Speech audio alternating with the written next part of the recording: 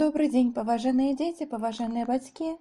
Сёння мы з вами пазнаёмімся з апавяданнем Вячаслава Адамчыка «Урок арыфметыкі». Твор вывучаецца на уроках пазакласнага чытання ў 7 класе. Вячаслаў Адамчык «Урок арыфметыкі». Празрысты верасень, ранняя восень. Мне ўспамінаецца дарога з нашай вёскі ў мястэчка. Зялёнае, крышку ліловае, яшчэ нядужае жыта на ўзгорках, маладыя саснякі за жытам, сыры пах скошанае атавы аднекуль з блізкіх балот, белыя хаты з краю мястэчка, чыгуначны пераезд, раптоўны свісток сцэпшчыка і цяжкае лязганне вагонаў каля станцыйных складоў. Гоман людзей, што стаяць за хлебам каля орсаўскага магазина. І нарэшце школа. Яе цынкавы дах праз рэдкія сосны здалёк блішчыць светлым нерухомым азярцом. І мой 5 клас, што супаў з апошнім годам вайны.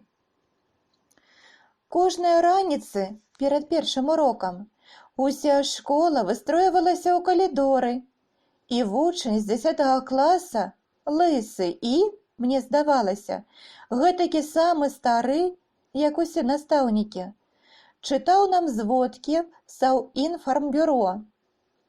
І я уяўляў, як нашы салдаты лёгка бяруць гэтыя белыя з чырвонымі чарапічнымі дахамі нямецкія гарады, якія бачыў я на паштовых картках, што прысылаў недзе з фронту з Германіі да мае мамы яе брат, мой дзядзька.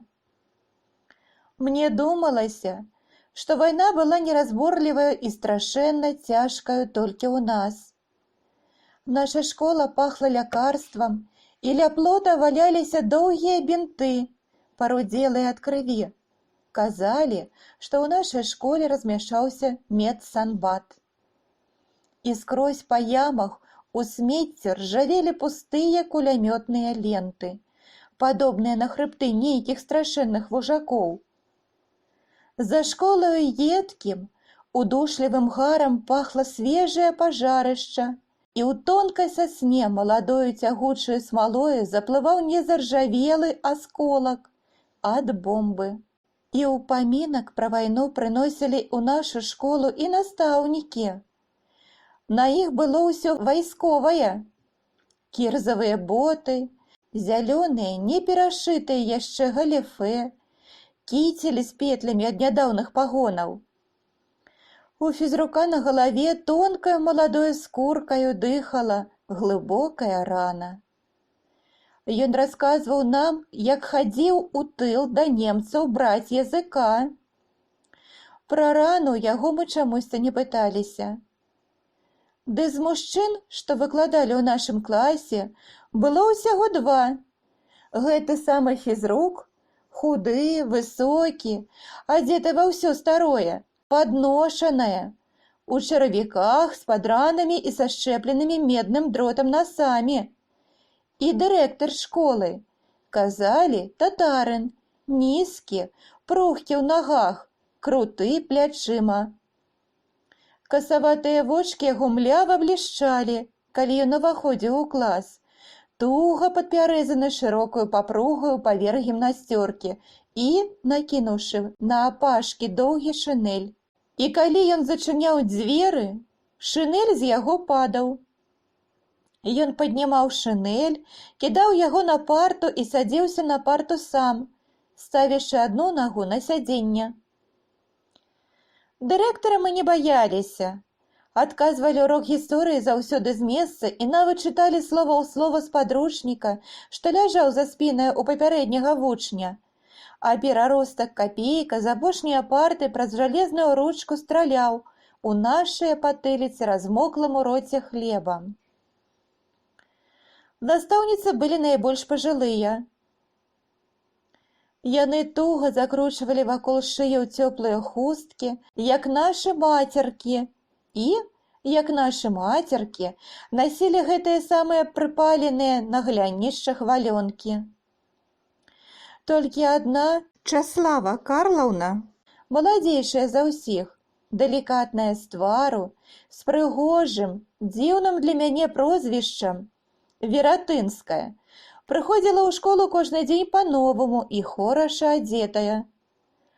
Ласкава з намі віталася, нязвыкла кінуўшы галавою, лёгка і сцішна, усміхнуўшыся куточкам вільготнага, як у дзіцяці, рота. Шчодра. Густыя яе валасы свежа рассыпаліся, мякка адсвечваючы залацістай чырванню. І на вушах мігатліва калыхаліся цяжкія завушніцы. У класе наставала цішыня, толькі за вокнамі тамліва шумелі і роўна пахістваліся блізкія сосны. І на апошняй парце, змарыўшыся за доўгі перапынак, густа адсопваўся Капейка.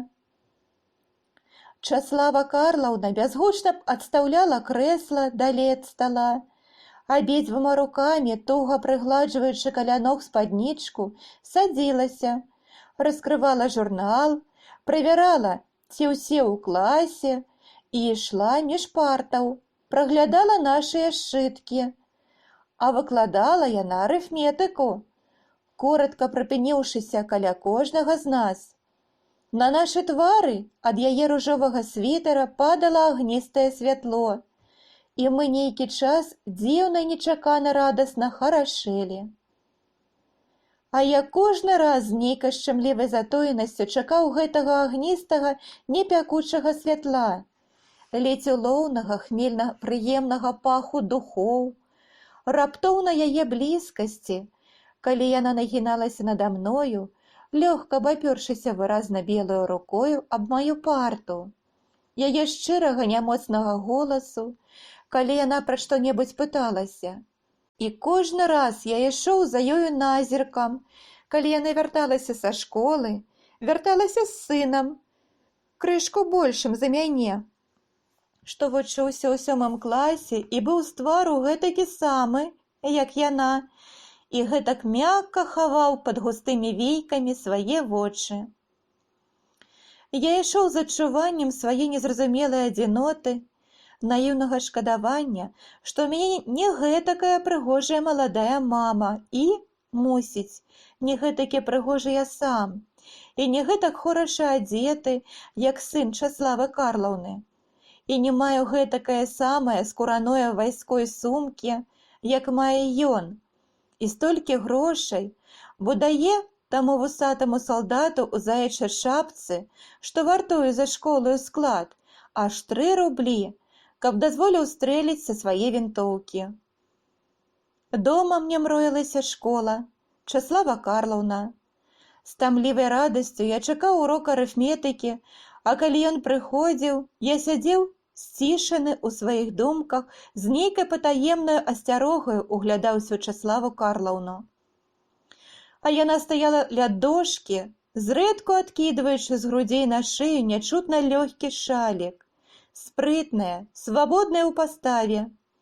І мне думалася пра нязнаны празрысты свет, пра вялікі горад, куды я паеду, як вырасту. У той горад, дзе ўсе прыгожыя людзі, дзе ўсё хораша адзяюцца, смачна ядуць, булку з маслам, як Кіра Фахрушева, што прыехала ў нашу школу недзе з Масквы. Вярнуўся сюды хораша адзеты, нават залатым зубам, як дырэктар школы. І мне падасць руку Часлава Карлаўна, як падае яна дырэктару школы, і загадкава засмяецца, як смяецца з ім, злёгку закідваючы назад галаву. «Слухай, што я тлумачу», — сказала аднойчы Часлава Карлаўна, «і глядзі на дошку». Я адчуў, як у мяне загарэліся шчокі. Мне здалося, што пра мае думкі ведае Часлава Карлаўнаю і ўсе вучні. Зазваніў званок. Гэта званіў наш маўклівы вартаўнік, што заўсёды хадзіў, адкапыліўшы ніжнюю цяжкую губу, і знянацку біў нас памялом. Мы ўцякалі і толькі тады нарэшце прыгадвалі, што гэта за ўчарашняе выбітае акно. Часлава Карлаўна ўзяла пад паху журнал і пайшла з класа. Яе цяжкія завушніцы павольна калыхаліся. За ёю наперабой пацягнуліся дзеці. На вялікім перапынку мы бегалі на таўкучку. Яна была праз 2 вуліцы ад нашай школы. Там смачна пахлі смажаныя семечкі, якія прадавалі па 2 шклянкі на рубель.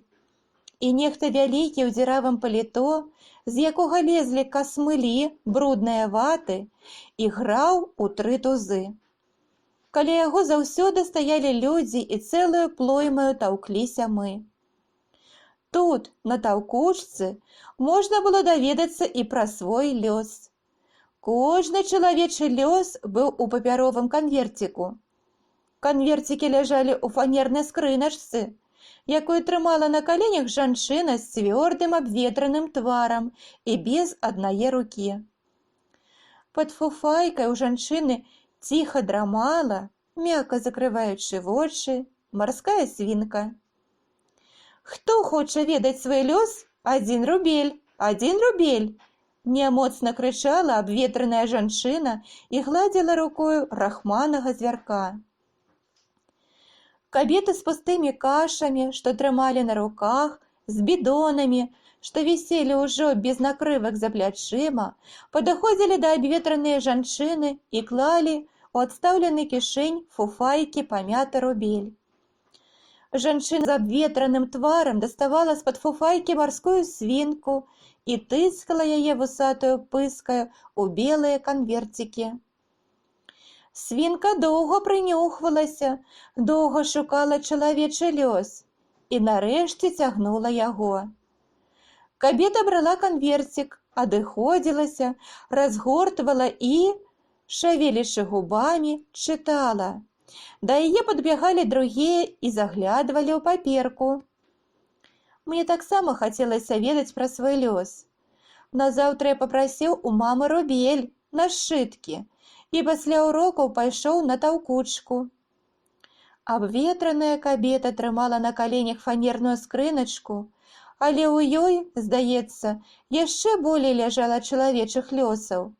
«Які тут мой?» – падумаў я і кінуў жанчыне ў пусты кішэнь свой мокры ад поту, бо нёс, заціснуўшы ў руцэ, аж ад школы, рубель. Свінка, не прынюхваючыся, выцягнула самую першую і блізкую ад яе паперку. Нікуды не адыходзячы, я разгарнуў паперку, і перад маімі вачыма нейкай незразумелай радасцю замільгалі дзіўныя словы. «І спраўдзіцца воля твая, і прыйдзе шчасце тваё». І з памяці выплыў прыгожы твар Чаславы Карлаўны. Я аж заплюшчыў вочы, твар хіснуўся, як у люстры вады, і згінуў. Нехта трымаў мяне за плячо. Я адкрыў вочы. Перада мной стаяла Часлава Карлаўна.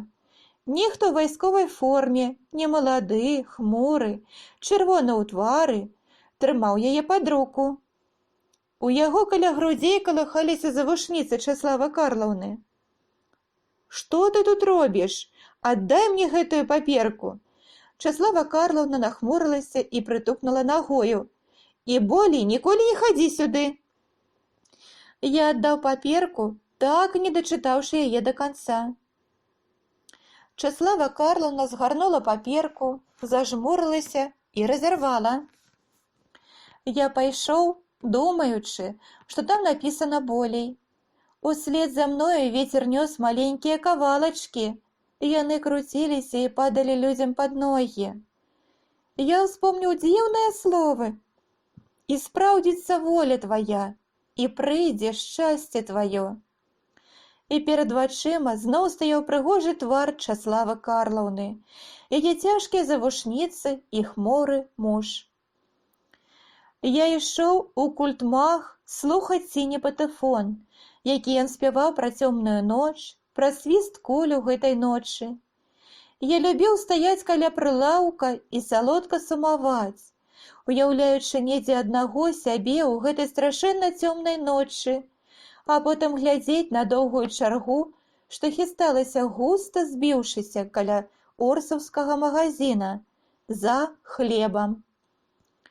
Хлеб прывозілі ў чырвонай скрыні на возе. Ён цёплы, свежа пах. Чарга тады раўнялася, расцягвалася яшчэ далей. Пачыналіся таўканіна і крык каля дзвярэй. Я ішоў на чыгуначную станцыю. Там спыняліся таварнякі. На платформах стаялі ўкрытыя брызентам кацюшы. У доўгіх саставах везлі палонных немцаў. Прыходзіў пасажырскі цягнік. У вокнах глядзелі незнаёмыя людзі, да тамбураў беглі местачковыя кабеты, несучы ў талерках вараную бульбу. На перон выходзілі пасажыры, чыталі на будынку вакзала назву станцыі і куплялі цёплую бульбу. Я глядзеў на цягнікі. Яны ішлі ў далёкі свет. Ля перона яшчэ доўга ўздрыгвалі і ляскалі рэйкі. Я вяртаўся дадому, думаючы пра белыя гарады, куды некалі паеду і я. Над дарогаю калыхаўся, мроіўся ранні верасень. Лятала павуціння, чапілася на ўзмешках за сухі быльнік і востра блішчала. Нізка і шумна плылі цераз дарогу зрудзелыя пад восень шпакі. У мяккай сырасці млеў позні шэры дзень. Весялела маладое жыта па ўзгорках. Шчыльна цямнелі лясы за жытам. Пры лясах у лагчыне шарэла наша вёска, жоўклі бярозы пад хатамі. І мне было дзіўна, што за сінімі лясамі не канчаецца свет, што недзе там стаяць другія вёскі, пад хатамі жоўкнуць бярозы, падае лісце на стрэхі, і што недзе там, як і тут пры дарозе, жанчыны ў доўгіх спадніцах капаюць бульбу і гэтак самастаяць, абапёршыся на капачы, каб адышла спіна. І гэтак цяжка скрыпяць нагружаныя белымі мяхамі вазы, натужваюцца коні, і на іх цмокаюць мужчыны і падштурхоўваюць плячом воз. Недзе ў мяне за спіною на вечар хілілася сонца і дагарала ў вокнах крайніх хат нашай вёскі. А на грудку за вёскаю, там, дзе было нашае поле, дзе моя мама капала бульбу, мігцела шкельца. Да мяне цягнуліся і рваліся, ніклі і зноў, успыхнуўшы, туга трымцелі тонка бліскучыя праменні. Папалуднаваўшы дома, я ішоў на тыя грудкі памагаць маме, падносіць кошыкі з бульбай і ссыпаць.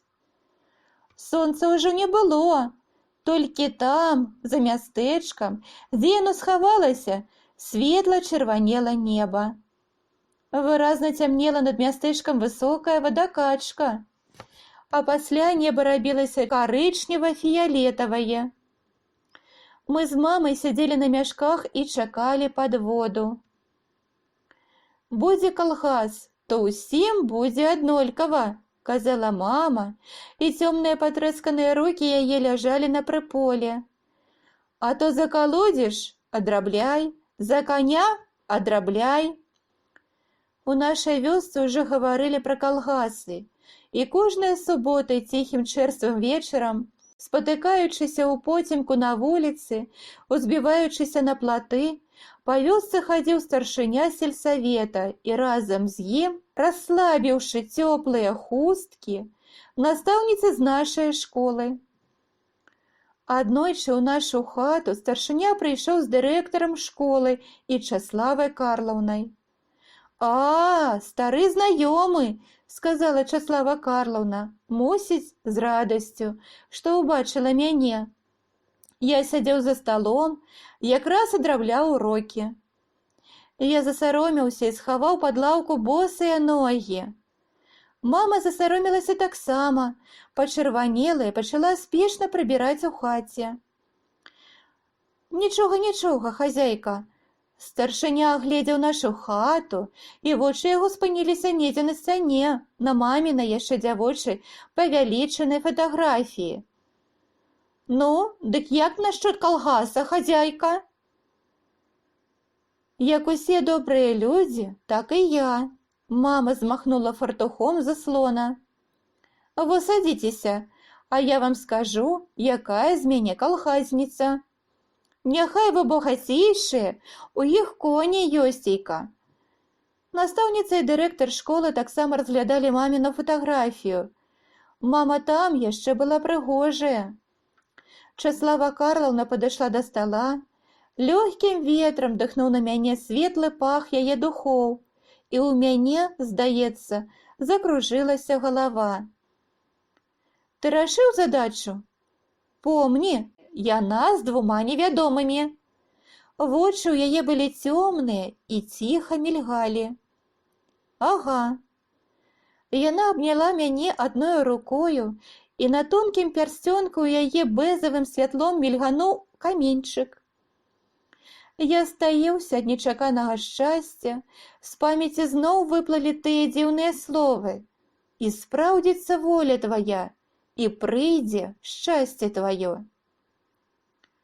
А як з пастаўкаю? Нябось слаба, га? Старшыня гаварыў ужо недзе з сенцаў. Дык думай пра калгас, хазяйка.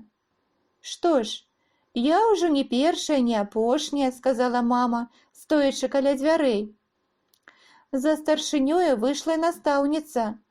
Дырэктар школы працягнуў сенцаў руку.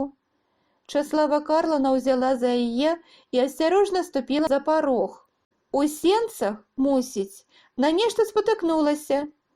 Залілася смехам. Зарагатаў дырэктар школы, і яны доўга чамусьці шукалі клямку. У той вечар маме не спалося.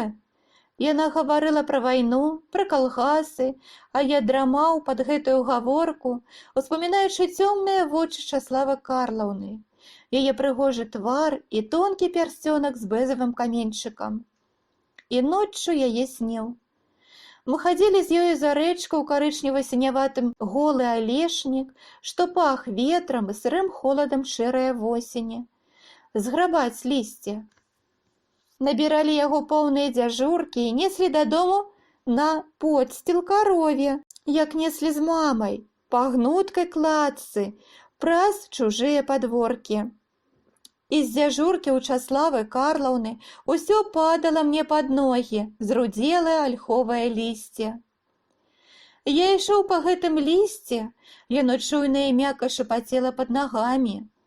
Назаўтра мне ўспамінаўся гэты сон, а Часлава Карлаўна ўвайшла ў клас па-новаму прыгожая, іншая, чым у той вечар.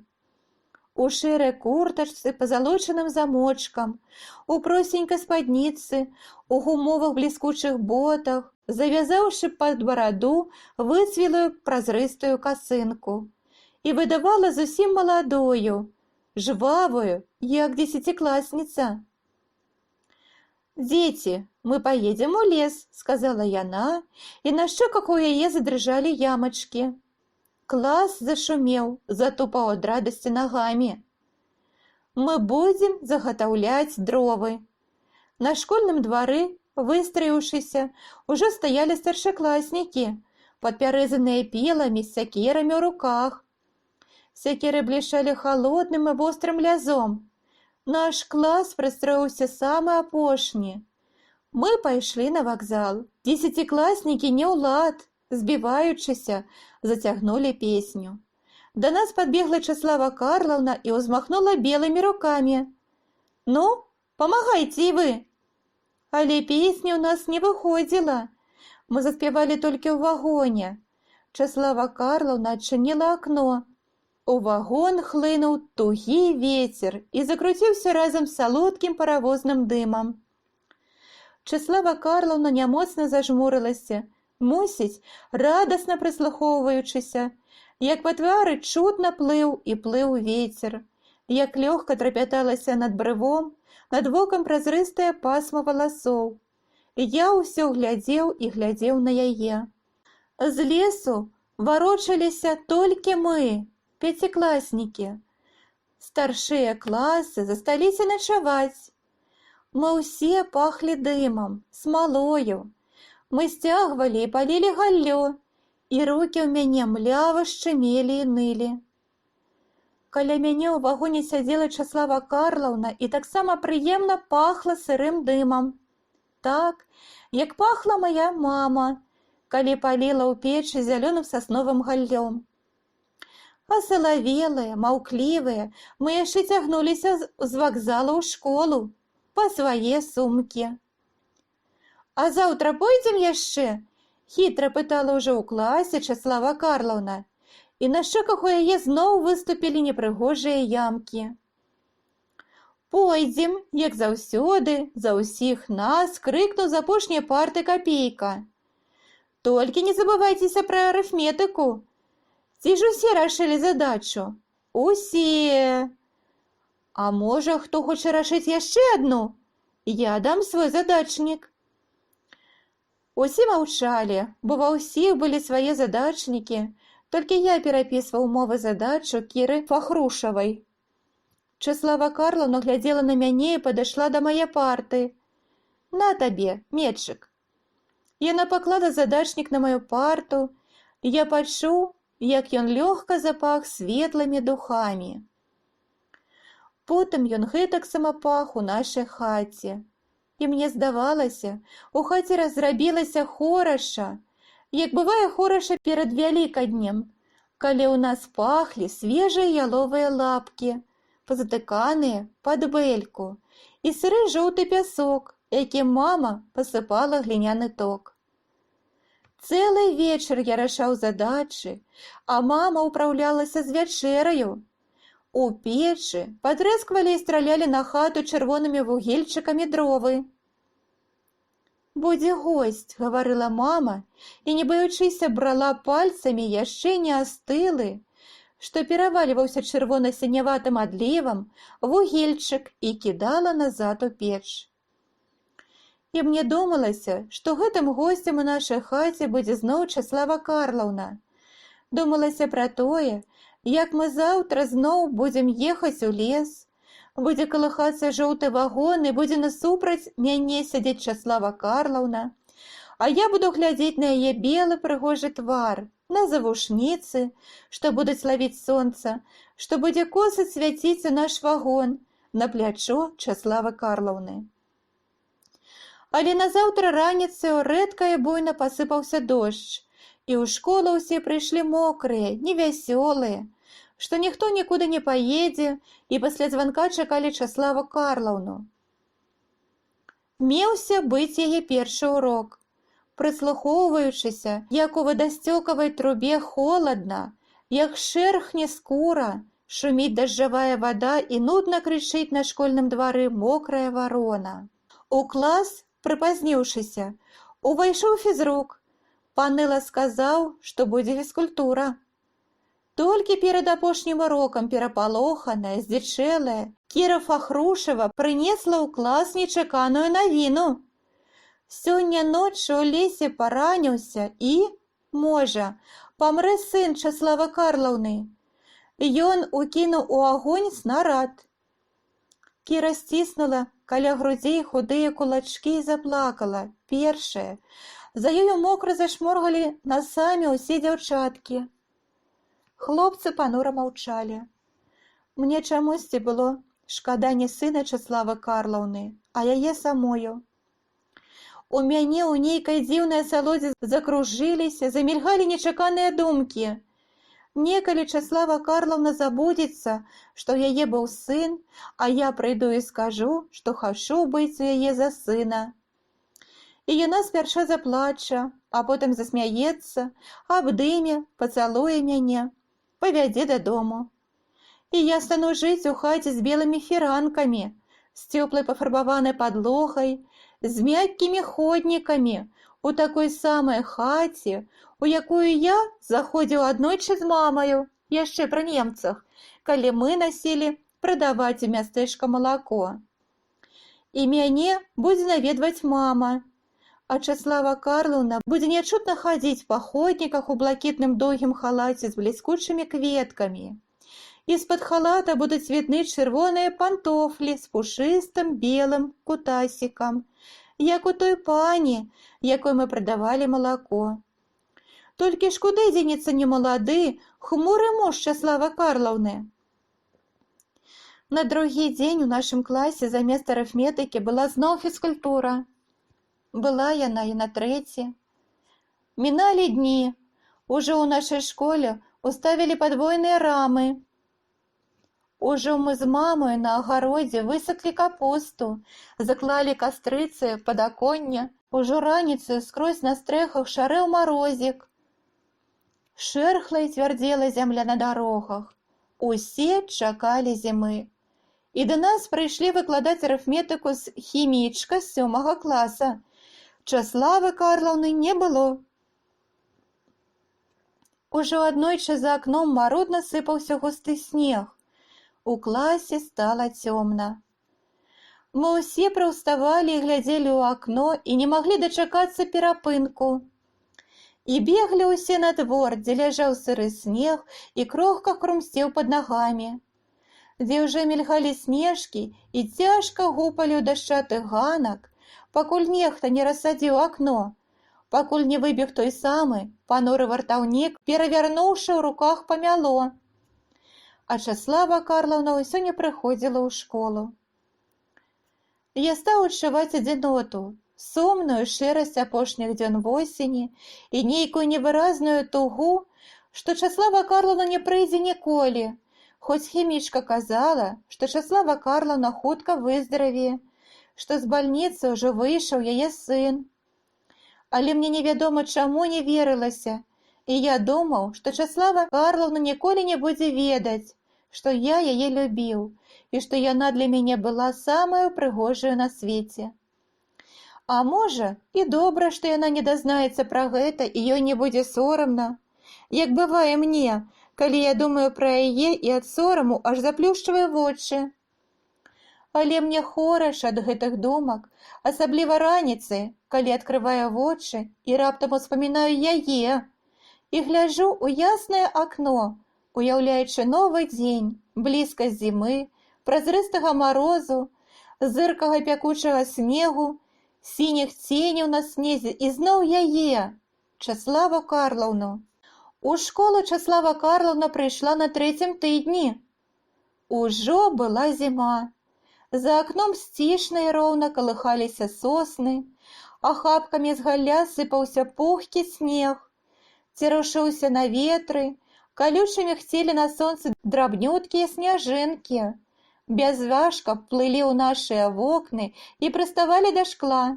А Часлава Карлаўна глядзела недзе туды за вокны на сіняваты ясны дзень, на косае, разарванае на лапікі сонца, што калыхалася на сцяне ля дошкі, і раптам сціхала і пачынала зноў гаварыць нямоцным, ціхім голасам.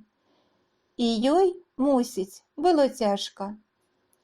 На 3-м тыдні прыйшоў у школу яе сын.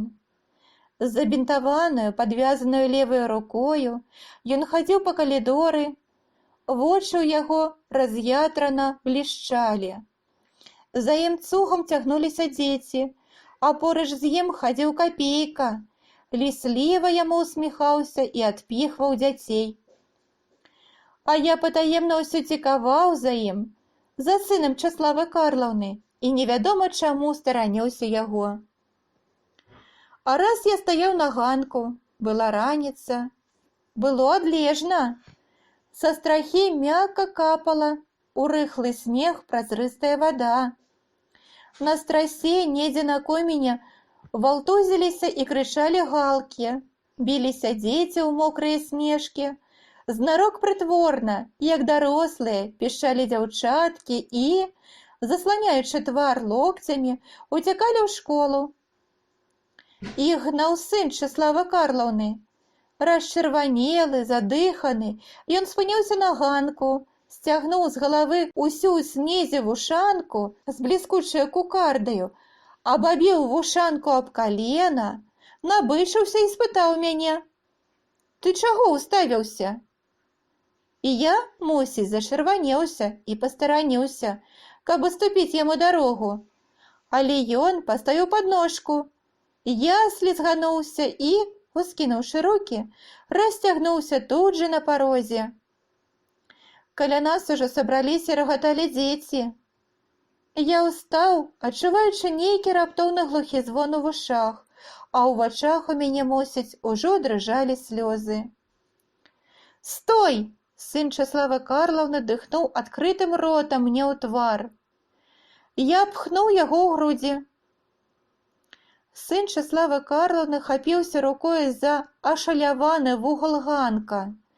Хацеў яшчэ ўстоіць на нагах, але аступіўся і неяк бокам, запінтаваны падвязанай рукою, паляцеў з высокага ганка.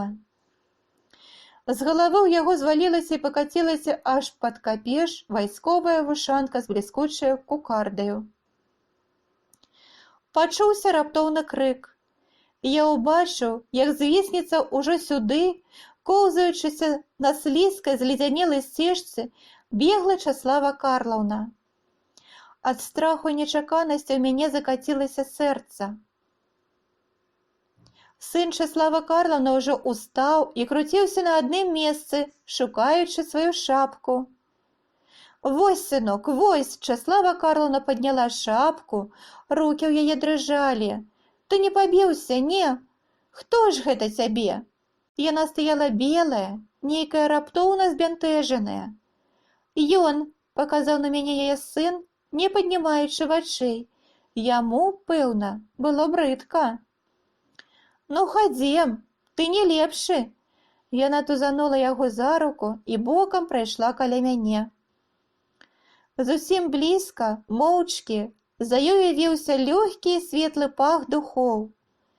Я стаяў, адчуваючы нейкую невядомую для сябе віну, сорам, брыдкасць, усё разам. Празвінеў званок, і гэтаксама мы чакалі Чаславу Карлаўну, а яна ўвайшла ў клас гэтаксама прыгожа і чыста адзетая, і гэтак павольна калыхаліся яе цяжкія завушніцы. Лавілі каля пляча сонца, але яго не было. «Даруйце, Часлава Карлаўна!» Я падняўся з лаўкі, трымаючы ў руках задачнік. Вочы яе насцярожана глянулі на мяне, здзівіліся і зусім не мігалі. Яна падалася да мяне. «Ну, добра, Медчык», збянтэжылася і залілася чырванню. «Вось ваш задачнік, дзякую». Я апусціў вочы. «Дзіўны ты!» У голасе была спагада і нейкая далёкасць. «Няўжо вы не ведаеце, што я люблю вас, і сына вашага буду любіць, усё, што вы хочаце?» Але я маўчаў. Яна ўзяла белымі рукамі задачнік, на пальцы ў яе ясна мільгануў тонкі пярсцёнак. Я сеў, і на мяне раптам нахлынула цяжкая крыўда, што яна ніколі не будзе ведаць пра гэта. І, пэўна, не хоча. У яе ёсць свой клопат, сын, той хмуры муж, сталасць, а я яшчэ зусім малы. На другі год яе не было ў нашай школе. Крыўда мая прайшла, застаўся сум, нейкі невыразны сум. Як сум перад восенню, па яснай вясне, па першаму грому, празрыстаму лістку і маладой пяшчотнай траве. Ціхі сум, то ў наш клас ніколі болей не прыйдзе Часлава Карлаўна. І ў мяне яшчэ доўга тлела туга па ёй. Недзе ў старэйшых класах прайшла і яна. У мяне было ўжо нешта другое. Я вастрэй і больш стала, думаў пра вялікія гарады. І вось цяпер, праз 20 з нечым год, калі я бываю дома, дзе лячуся ўспамінам пра няблізкае і падхарошанае даўняе, да мяне зноў чамусьці прыходзіць радасная туга стрэцца з Чаславай Карлаўнай. Я ж бачыў далёкія гарады, нешта ў маім жыцці спраўдзілася, і я крышку давольны гэтым. Але, пэўна, і цяпер я не сказаў бы ёй пра тое, што я яе любіў. Любіў з неразважнай, смешнай дзіцячай затоенасцю. Не сказаў бы, бо мы заўсёды мала добрага гаворым другім, баючыся чужой радасці. І, мусіць, гэтак трацім сваю. паважаныя дзеці, я спадзяюся, твор вам спадабаўся. Падпісвайцеся на канал, стаўце лайкі. Дзякуй вам за ўвагу!